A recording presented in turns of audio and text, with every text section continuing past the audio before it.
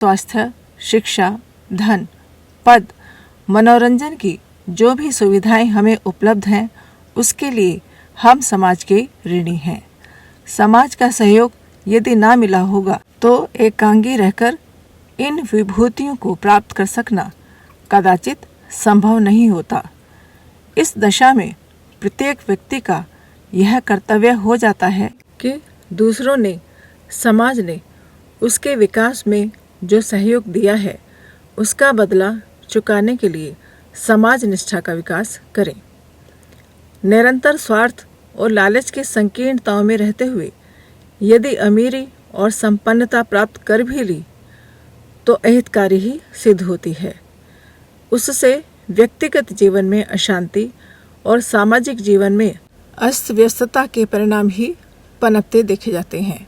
अतएव आवश्यक है कि अपने साथ रहने वाले स्वजनों के प्रति कर्तव्यों का निर्वाह करते हुए समाज के प्रति भी कौटुंबिकता की भावना जगाई जाए और संकीर्णता के दायरे से बाहर निकला जाए।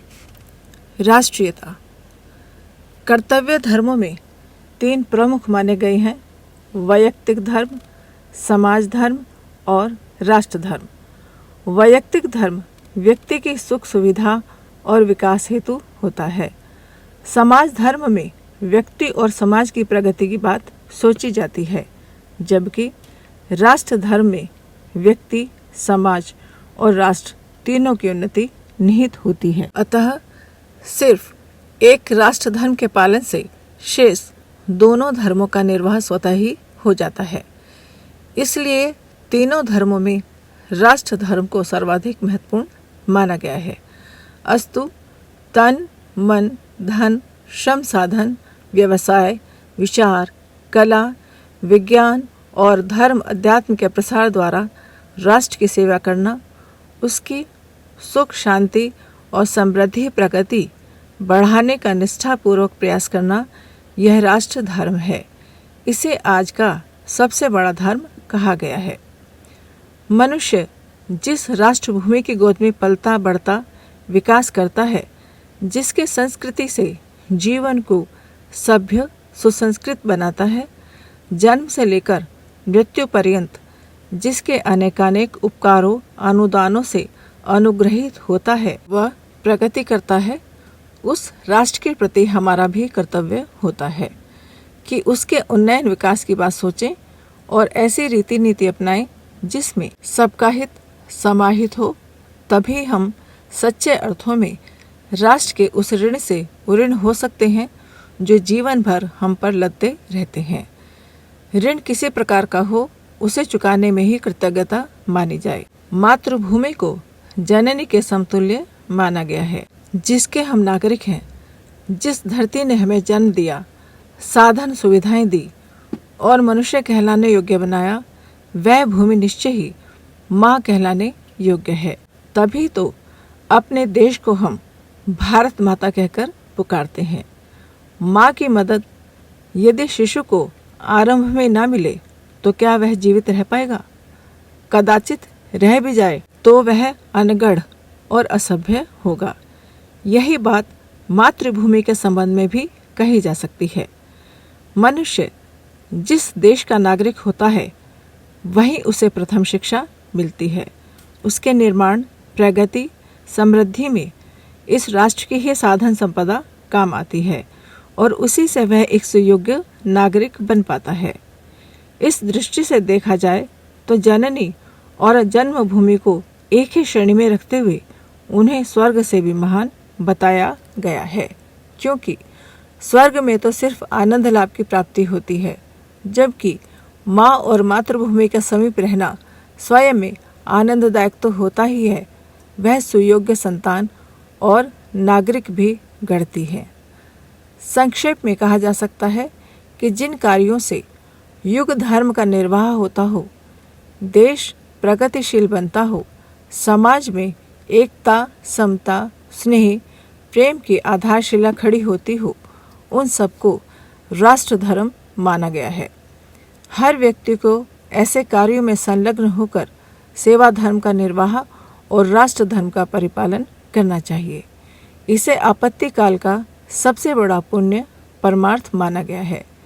कमाने खाने और उलझनों को सुलझाने में लोग पूरी जिंदगी ही समाप्त कर देते हैं। ऐसे अवसर किन्हीं विरलों के ही जीवन में आते हैं जिनमें जीवन की सार्थकता का सौभाग्य प्राप्त होता हो। मौत हर किसी की आती है, देर सबेर में सभी को मरना पड़ता है, पर लोक और परलोक को प्रशस्त करने वाली, यश को अमर बनाने वाली, कर्तव्य पालन के आदर्श संसार के सामने उपस्थित करने वाली मौत किसी भाग्यवान को ही मिलती है। जिनके नाम शहीदों की स्वर्णिम पंक्तियों में इतिहासकारों ने लिखे हैं, उन्हें पढ़ते समय हर भावनाशील अंतःकरण में ये विचार उठते हैं कि काश हमें भी ऐसा अवसर मिला होता तो मनुष्य शरीर धारण करना धन्य हो जाता। सदियों की गुलामी की जंजीरों को तोड़कर हम स्वतंत्र हुए हैं। स्वतंत्रता का लाभ तभी है जब हम प्रत्येक दिशा में विकास की समुचित व्यवस्था जुटाएं। प्रसन्नता की बात है कि उस दिशा में कुछ प्रयत्न हो भी रहे हैं। आवश्यकता इसी बात की है, औद्योगिक विकास से खूब अच्छी वस्तुओं के उत्पादन की व्यवस्था होने लगे, कृषि में विकास हो, उपज बढ़े, स्वास्थ्य और आरोग्य के साधन बढ़ें, वैज्ञानिक शोधों में हिस्सा लें। साथ ही एक बात इनसे भी आवश्यक है और वह है राष्ट्र के चरित्र उत्थान की। भौतिक समृद्धि के साथ नैतिकता का अवगाहन न किया गया तो वह स्थिति हमारे लिए विनाश का कारण बन सकती है। व्यक्ति व्यक्ति से ही समाज बनता है। जिस समाज के लोग परिश्रमी, ईमानदार, सत्यनिष्ठ एवं आदर्श प्रिय होंगे, वह अपने आप उत्तरोत्तर उन्नत होता चला जाएगा और राष्ट्र के विकास का वातावरण निखरता हुआ चला जाएगा। समाज एवं राष्ट्र के हित में व्यक्ति का हित भी सुरक्षित है। समाजशास्त्र का यह सिद्धांत 100% सही है। उतना ही सच यह भी है कि व्यक्तिगत स्वार्थों के समक्ष सामूहिक एवं राष्ट्रीय हितों को बलि देने वाले समाज का अधःपतन सुनिश्चित है।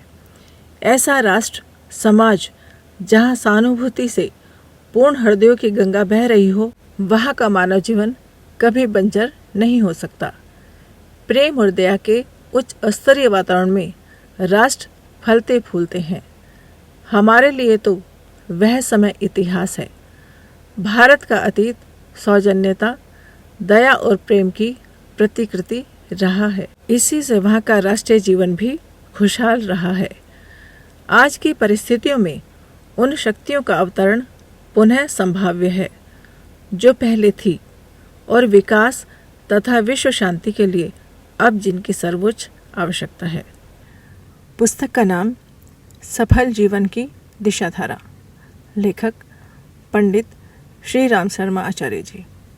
अगर आपको हमारी यह वीडियो पसंद आई हो तो इसको लाइक करें, कमेंट और शेयर ज़रूर करें और हमारे YouTube चैनल ऋषि चिंतन को सब्सक्राइब भी कर लें। साथ ही बेल आइकन को भी दबाएं ताकि आपको आने वाली वीडियोस की नोटिफिकेशंस मिलती रहें। धन्यवाद।